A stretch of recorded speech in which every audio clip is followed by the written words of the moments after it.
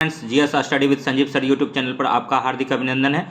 आज कुछ important question देखेंगे जो बिहार स्टेट का जो बुक होता है, जो बीटीसी मतलब स्कूलों में चलता है, तो उनसे नोट्स बनाए हैं। कुछ एनसीईआरटी का भी फैक्ट है जो प्राइमरी टीचर के लिए अति महत्वपूर्ण क्वेश्चन है। इसको ध्यान से सुनिए। गतका जो है पंजाब का खेल है और थांग टा जो है थांग ता मणिपुर का है और तालु ज्वालामुखी फिलीपींस में है। जीवों में अत्यधिक विविधता का कारण है उत्परिवर्तन यानी म्यूटेशन है। नाइट्रोजन स्थिरीकरण करने वाले जैव उर्वरक हैं, एजोटो वेक्टर हैं। भारत के संविधान की 11वीं अनुसूची में कितने विषय शामिल हैं? तो 29 विषय शामिल हैं। और भारत के संविधान सभा की अंतिम बैठक की सही तिथि बताइए। तो 24 जनवरी 1950 को संविधान सभा का अंतिम बैठक हुआ था। इस डेट को याद कर लीजिए। और भारत अर्ध संघात्मक राज्य है, लोकसभा। और नेक्स्ट है planning and the poor, Karl Marx की कृति है। और नालंदा बिहार का विध्वंस किया था, बख्तियार खिलजी ने किया था। और पटना में नमक सत्याग्रह का नेतृत्व जो है अंबिकाकांत सिन्हा ने किया था। बिहार विधानसभा में कुल सीट 243 है, लोकसभा सीट 40 है, विधान परिषद बिहार में 75 है और जिला जो है 38 है। लास्ट का जिला अरवल है। और कोणार्क का सूर्य मंदिर जो है इसको काला पगोडा के नाम से भी जाना जाता है। कर्नाट वंश का संस्थापक नामदेव है और कर्नाट वंश का लास्ट शासक हरि सिंह है। और महात्मा बुद्ध की ज्ञान प्राप्ति को संबोधि कहा जाता है। और बिहार में ही महात्मा बुद्ध को ज्ञान की प्राप्ति हुई थी, निरंजना फाल्गु नदी के तट पर गया में, इसीलिए वह स्थान बोध गया कहलाया। नर्मदा ताप्ती दामोदर ये भ्रंश घाटी से होकर बहती है। मोस्ट इंपॉर्टेंट क्वेश्चन है कि नर्मदा ताप्ती दामोदर भ्रंश घाटी से होकर बहती है। और नेक्स्ट है कि बिंदुसार आजीवक संप्रदाय का अनुयायी था बिंदुसार, और बिंदुसार के दरबार में डायमेकस आया था। और चंद्रगुप्त मौर्य का पुत्र था बिंदुसार और यूनानियों ने इसे अमित्रघात कहा था। याद रखेंगे, बिंदुसार को जो है यूनानियों ने क्या कहा था? तो अमित्रघात कहा था। और बिंदुसार का पुत्र जो था अशोक था, ये भी याद रखेंगे। अगर वीडियो अच्छा लग रहा हो तो लाइक कीजिए, सब्सक्राइब कीजिए और शेयर कीजिए। हम ये जो है बहुत मेहनत करते हैं और उसके बाद फिर फैक्ट निकालते हैं, उसके बाद फिर आपके लिए हम लाते हैं वीडियो बना करके। तो अगर वीडियो अच्छा लगे तो लाइक कीजिए, सब्सक्राइब कीजिए और थोड़ा फटाफट सेशन को शेयर कीजिए। अगर आप किसी और का वीडियो देखेंगे तो वीडियो में चमक धमक ज़्यादा होगा और आपको 1 घंटा का समय भी बर्बाद करेगा और मुश्किल से 20 या 30 क्वेश्चन कराएगा। 20-30 बहुत ज़्यादा हम बोल दिए, लेकिन आप यहाँ बने रहिए और चीज़ों को समझते चलिए। अगर आप पढ़ रहे हैं तो यहाँ रिवीजन हो रहा है, एक तरह से समझिए। तो रुद्रदामन जूनागढ़ अभिलेख का संबंध रुद्रदामन से है। जैन साहित्य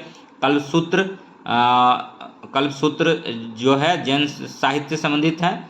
और इंडिका मेगास्थनीज सेल्यूकस, जैसे इंडिका लिखा तो मेगास्थनीज ने, और यह जो है सेल्यूकस निकेटर का राजदूत, सेल्यूकस निकेटर चंद्रगुप्त के दरबार में आया था और मेगास्थनीज जो है सेल्यूकस निकेटर का राजदूत था।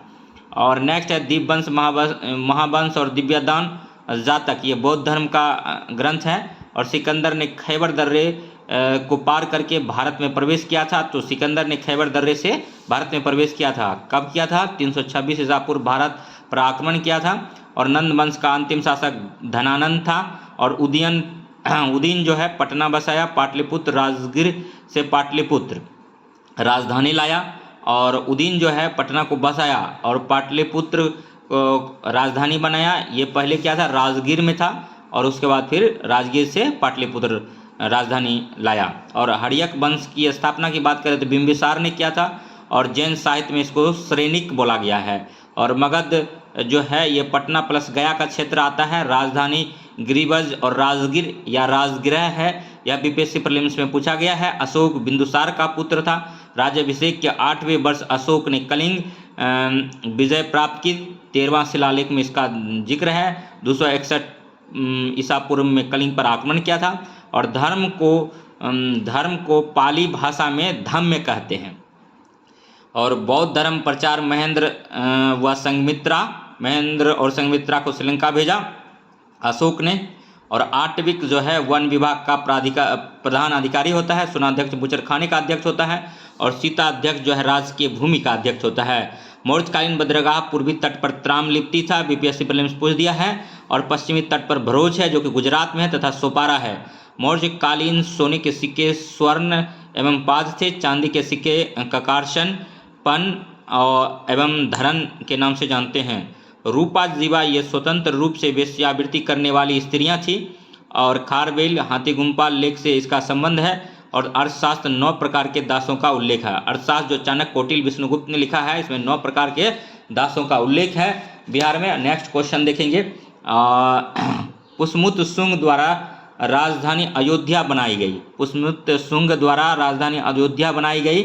और नासिक अभिलेख गौतम वल्सरी का है। और अमरावती अभिलेख सातवाहन वंश का पहला अभिलेख है। और नानाघाट अभिलेख सतकर्णी प्रथम से संबंधित है। सर्वप्रथम इंडो ग्रीक यूनानी हिंद यवन के शासकों ने ही सोने के सिक्के जारी किए थे। गार्गी संहिता यह एक ज्योतिष शास्त्र है, इससे यवन आक्रमण की जानकारी मिलती है।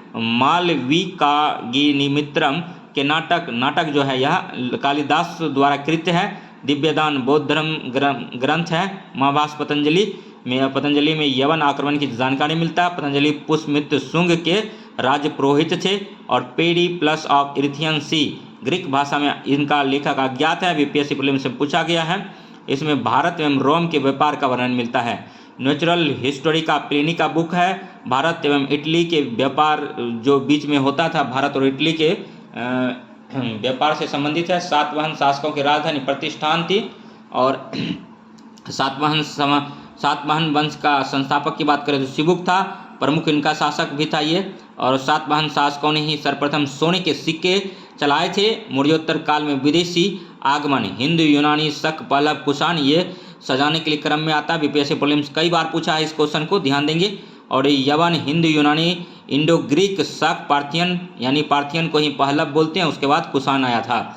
और कुषाण जो है इसी के काल में बौद्ध संगति चतुर्थ बौद्ध संगति हुआ था कुंडलबन कश्मीर में। और इसी में हीनयान और महायान नामक 2 संप्रदाय में विभक्त हो गया था। नेक्स्ट क्वेश्चन देखेंगे। अगर वीडियो अच्छा लग रहा हो तो लाइक कीजिए, सब्सक्राइब कीजिए। ये जो बुक है SCRT का है और इसमें जो कंटेंट है थोड़ा अजीब लगेगा आपको, लेकिन पढ़ेंगे तभी होगा, क्योंकि यहाँ अगर पढ़ेंगे तभी आपका सिलेक्शन हो पाएगा। प्लिनी जो है 77 ईसा पूर्व, इनकी पुस्तक का नाम नेचुरल हिस्टोरिका है। भारत और इटली व्यापार की जानकारी मिलती है। शुंग वंश का अंतिम शासक था, देवभूति था।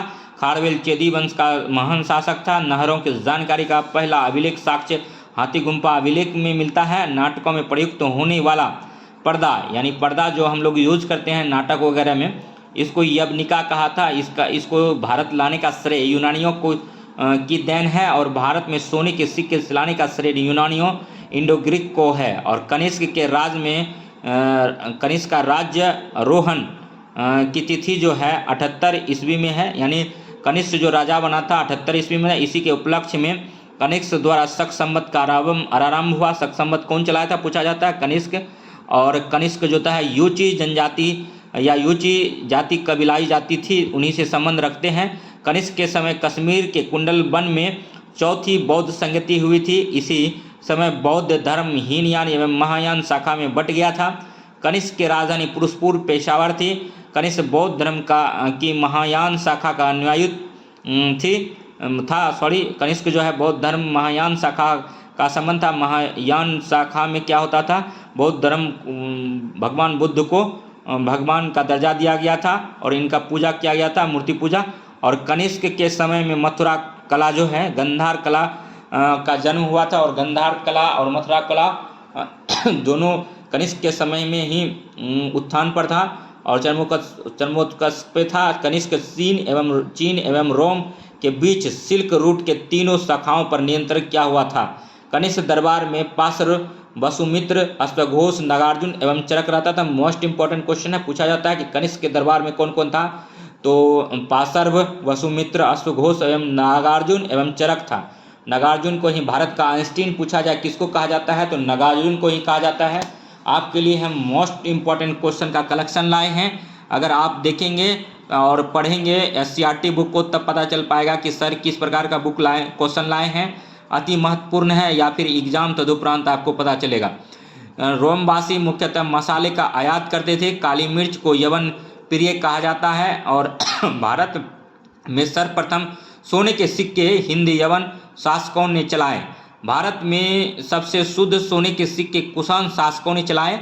सर्वाधिक तांबे के सिक्के कुषाण ने चलाए। और भारत में शीशे के सिक्के सर्वप्रथम सातवाहन शासकों ने चलाए। कुषाणों ने केवल तांबे एवं सोने के सिक्के चलाए थे, चांदी के नहीं। याद रखेंगे, कुषाण शासकों ने चांदी के सिक्के नहीं चलाए थे। और कुषाणों की राजभाषा संस्कृत थी। कुषाणों की राजभाषा क्या थी? संस्कृत थी। देवी चंद्र गुप्तम विशाख दत्त कृत है। और प्रयाग प्रशस्ति समुद्रगुप्त प्रयाग प्रशस्ति अभिलेख जो है समुद्रगुप्त से संबंधित है। और गुप्त वंश का संस्थापक श्रीगुप्त था। इन्होंने महाराज की उपाधि धारण की थी और घटोत्कच इनका उत्तराधिकारी था। और इन्होंने भी महाराज की उपाधि धारण किए थे। महाराज की उपाधि वही धारण करते थे जो सामंतों को प्राप्त था। ये जो उपाधि है सामंतों को प्राप्त था। ये किसी मतलब वंश के अधीन कार्य करता था। तो सबसे पहला जो है इसका चंद्रगुप्त प्रथम था, जिन्होंने कि महाराजा धीराज की उपाधि धारण की थी। और ये यहाँ से पता चलता कि ये किसी के सामंत, किसी के अंडर काम नहीं करते थे, चंद्रगुप्त प्रथम। और ये गुप्त वंश का वास्तविक संस्थापक भी माना गया चंद्रगुप्त प्रथम को। और इसका कार्यकाल जो था, टेन्योर जो था 319 ईसा पूर्व से 334 ईस्वी तक था। गुप्त वंश का ये वास्तविक संस्थापक भी माना जाता है।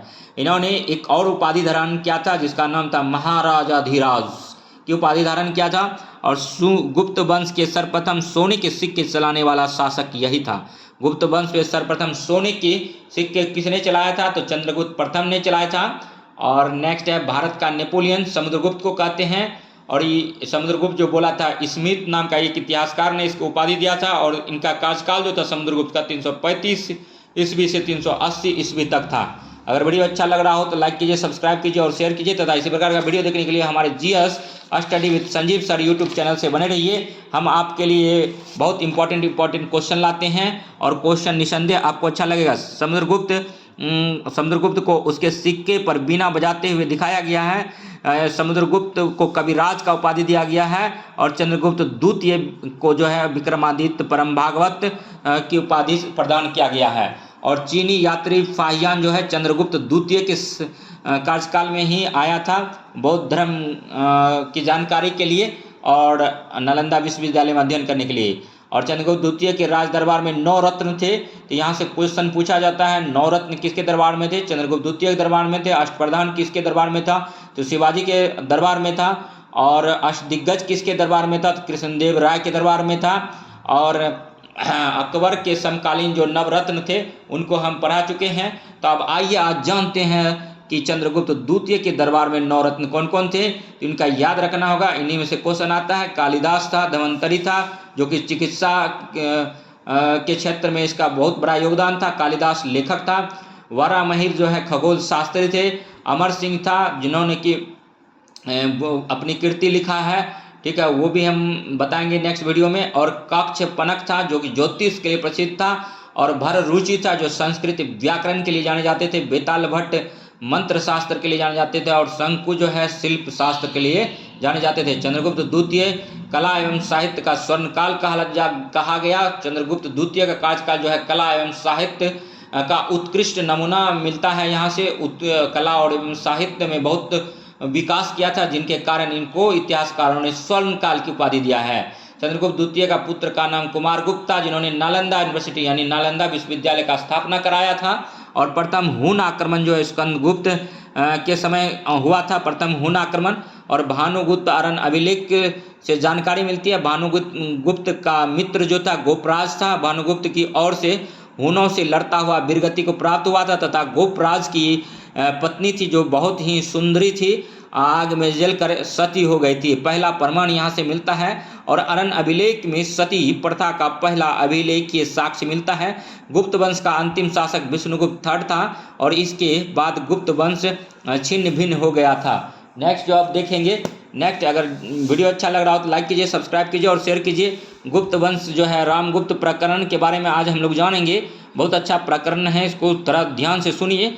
गुप्त शासकों के रूप में रामगुप्त का नाम देवी चंद्रगुप्तम, हर्ष चरित्र, काव्य मीमांसा आदि ग्रंथों से प्राप्त होता है। यह समुद्रगुप्त के पश्चात गद्दी पर बैठा, परंतु यह एक कायर शासक था। इसके समय में शक आक्रमण बढ़ गए थे, जिसे इसने अपनी पत्नी ध्रुवा देवी को शकाधिपति के लिए सौंपकर राज्य में शांति बहाल करने की कोशिश की, परंतु रामगुप्त के छोटे भाई जिनका नाम चंद्रगुप्त द्वितीय था, चंद्रगुप्त द्वितीय को इस बात की भनक लग गई तथा स्त्री के भेष में ध्रुव देवी के स्थान पर शक शिविर में गया तथा मौका पाकर शकाधिपति की हत्या कर दी, और इसके बाद इसने अपने कायर भाई की भी हत्या कर दी थी तथा स्वयं गद्दी पर बैठ गया एवं ध्रुव देवी से विवाह कर लिया। गुप्त साम्राज्य के पतन के कारण क्या क्या था तो जानते हैं अब। अयोग्य तथा निर्बल उत्तराधिकारी, शासन व्यवस्था का संघात्मक विकेंद्रीकृत स्वरूप और उच्च पदों पर नियुक्ति योग्यता के आधार पर न होके आनुवांशिक आधार पर होना, और प्रांतीय शासकों को विशेषाधिकार प्रदान करना और बाह्य आक्रमण था। केंद्रीय प्रशासन जो है राजा, देश एवं राष्ट्र, भुक्ति को प्रांत बोलते हैं और विषय जिला बोलते हैं, तिथि को विधि को तहसील बोलते हैं, पैठ को ग्राम एवं गांव बोलते हैं। ये क्वेश्चन पूछा जाता है, ध्यान देंगे बीपीएससी प्रीलिम से कि अपहरत बिना जोती गई भूमि को अपहरत बोलते हैं, और बलि एक धार्मिक कर्ता, ये भी इंपॉर्टेंट पॉइंट है। गुप्तकालीन समाज जो है ब्राह्मणवादी था, ये भी इंपॉर्टेंट है। जो भी हम पॉइंट करा रहे हैं ध्यान से सुनिए, इंपॉर्टेंट पॉइंट है। लेकिन अभी अगर हमारा वीडियो नहीं देखेंगे, जब एग्जाम के बाद आपको पता चलेगा तो लगेगा कि हाँ Sanjeev sir, GS study with Sanjeev sir, वर्षों का जो एक्सपीरियंस है और इन्होंने जो क्वेश्चन दिया था वहीं से क्वेश्चन दिखने को मिला, तो उस टाइम आप बोलेंगे अब पछताए होत क्या जब चिड़िया चुग गई खेत। तो चिड़िया को खेत चुगने से पहले आप दाना को कलेक्ट कर लीजिए, मतलब इस ज्ञान को कलेक्ट कर लीजिए, किसी कॉपी में नोट डाउन कर लीजिए या बार बार वीडियो को देखिए। इंपॉर्टेंट क्वेश्चन है, आपके एससीईआरटी बुक से है, क्लास 1 to 5 के लिए अति महत्वपूर्ण क्वेश्चन है। नचना कुठार का पार्वती मंदिर पन्ना मध्य प्रदेश में है, और मध्य प्रदेश को टाइगरों के स्टेट के रूप में जानते हैं, और मध्य प्रदेश सोयाबीन उत्पादन में सबसे अग्रणी राज्य है भारत में, और सोयाबीन उत्पादन में पूरे वर्ल्ड में बात करें तो अमेरिका का प्रथम स्थान है। भीतरगांव का कृष्ण मंदिर कानपुर उत्तर प्रदेश में है। तिगवा का विष्णु मंदिर जबलपुर मध्य प्रदेश में है। देवगढ़ का 10वां अवतार मंदिर ललितपुर जिला उत्तर प्रदेश में है। गुप्त काल देवदासी प्रथा प्रचलित थी। गुप्त काल में देवदासी प्रथा द्वारा मंदिर के पुजारियों द्वारा यौन शोषण बढ़ गया था। और ये भी पॉइंट याद रखेंगे, गुप्तकालीन कुछ रचनाएं हैं जो कि यहाँ से पूछा जाता है। मालविकाग्निमित्रम कालिदास का कृति है, और अभिज्ञान शाकुंतलम जो है कालिदास का है। विक्रमोर्वशीयम जो है कालिदास का है, और रघुवंशम भी कालिदास का है। ऋतु संहार कालिदास का है। मेघदूतम कालिदास का है। कुमार संभवम कालिदास का है। और मुद्राक्षस विशाखदत्त का है। देवी चंद्रगुप्तम विशाखदत्त का है। मृच्छकटिकम जो है शूद्रक का है। स्वप्नवास दत्तम जो है भास का है, बीपीएससी प्रीलिम से पूछा गया है। और कामसूत्र वात्स्यायन का है। चरक संहिता चरक का है। पंचतंत्र विष्णु शर्मा का है। ब्रह्म सिद्धांत जो आर्यभट्ट का है। और बृहत संहिता जो बराहमिहिर का है। 10 कुमार चरित्र जो है डंडीन का है। अमर कोश अमर सिंह का है। यही हम बोले थे कि आगे नेक्स्ट वीडियो में बताएंगे। तो अमर कोश जो है 9 रत्नों में से एक था। चंद्रगुप्त द्वितीय दरबार में रहता था, और इन्होंने अपनी कृति अमर कोश में लिखा है। इनको ध्यान से पढ़ेंगे, और अगर अमर कोश आपके पास है तो इनको निसंदेह पढ़ने का काम कीजिए। बहुत ही ज्ञानवर्धक पुस्तक है। पंच सिद्धांत का बराहमिहिर की पुस्तक है। सूर्य सिद्धांत जो आर्यभट्ट का है, और आर्यभट्टियम नामक बुक जो है आर्यभट्ट के द्वारा लिखा गया है। और शिलादित्य के बारे में जानते हैं। शिलादित्य हर्षवर्धन का अन्य नाम है, और हर्षवर्धन की राजधानी कन्नौज थी। कन्नौज गंगा तट पर अवस्थित शहर है जो कि यूपी में है। और चेर का प्रतीक चिन्ह जो है, चेर वंश जो था उसका प्रतीक चिन्ह धनुष था। और पांड्य राज्य की राजधानी जो था कोलकई था, जो जिसको कि मुद्रा भी कहते हैं, मुद्रा थी। और प्रतीक चिन्ह अगर पांड्य राज्य की बोलेंगे, पांड्य वंश का, तो मछली था। नेक्स्ट अब क्वेश्चन देखेंगे। अगर वीडियो अच्छा लग रहा हो तो लाइक कीजिए, सब्सक्राइब कीजिए और शेयर कीजिए। अब पल्लव वंश के बारे में थोड़ा सा जानकारी ले लेते हैं। ये सब सारा टॉपिक एंशिएंट का है, लेकिन कुछ क्वेश्चन हम अदर सब्जेक्ट का भी करा रहे हैं। और पल्लव वंश जो है 575 ईस्वी से 600 ईसा पूर्व इसका टेन्योर था। संस्थापक की बात करें तो सिंह विष्णु था। राजधानी कांचीपुरम थी या कांची थी। और पल्लव वंश जो है वैष्णव धर्म को मानता था। इनके दरबार में जो है किरातार्जुनीयम के लेखक भारवी रहते थे। मोस्ट इंपॉर्टेंट क्वेश्चन है कि किरातार्जुनीयम के लेखक कौन है, तो भारवी हैं। भारवी किसके दरबार में रहते थे, तो सिंह विष्णु के दरबार में रहते थे, जो कि पल्लव वंश के शासक थे। महेंद्र वर्मन फर्स्ट जो है मत विलास प्रहसन का लेखक है। मोस्ट इंपॉर्टेंट क्वेश्चन ये भी है। कैलाश, कांची के कैलाशनाथ मंदिर नरसिंह वर्मन सेकेंड द्वारा किया गया है, ये मोस्ट इंपॉर्टेंट क्वेश्चन है। 10 कुमार चरित्र दंडी के द्वारा लिखा गया है। यादव वंश का जो राजधानी था देवगिरी था। इसका अंतिम राजा जो था रामचंद्र था। और नेक्स्ट है, इसी के टाइम जो है अलाउद्दीन खिलजी ने इस पर आक्रमण कर दिया था। दक्षिण का ये राजा थे। और सैनबंद की राजधानी जो है नदिया थी। और दिल्ली सल्तनत का वास्तविक संस्थापक की बात करें तो इल्तुतमिश था। इल्तुतमिश की मृत्यु 1236 में हो जाती है। चांदी का टका चलाया था जो कि 175 ग्राम का था। तांबे का जितर चलाया था। यहाँ से क्वेश्चन पूछता है। और दिल्ली सल्तनत का वास्तविक संस्थापक इल्तुतमिश को बोला जाता है। ये गुलामों को गुलाम बोला जाता है। ये कुतुबुद्दीन ऐबक का गुलाम था। कुतुबुद्दीन ऐबक जो था मोहम्मद गौरी का गुलाम था। गुलाम वंश का संस्थापक जो था कुतुबुद्दीन ऐबक था। और नेक्स्ट है, इक्ता प्रथा की शुरुआत इल्तुतमिश ने ही किया था। तब कहते नासिरी मिनहाज ए सिराज का बुक है। रजिया मध्यकालीन भारत का प्रथम महिला शासिका थी। और इसका जो टोटल शासन की थी 3 वर्ष 6 महीना और 6 दिन की थी। और रजिया की हत्या 1240 ईस्वी को डाकुओं द्वारा कैथल के पास कर दिया गया। और कैथल कहाँ है, तो हरियाणा में है वर्तमान में। रक्त और लोह की नीति बलबन ने अपनाया था। दीवाने अर्ज सैन्य विभाग था। बलबन ने इसका मतलब स्थापना किया था। और बलबन सिजदा और पाबोस प्रथा का प्रचलन करवाया था। और आमिर खुसरो को भारत का तोता बोलते हैं। आमिर खुसरो का बचपन का नाम अबुल हसन था, ये भी याद रखेंगे। 7 सुल्तानों का दरबार को देखा था इन्होंने।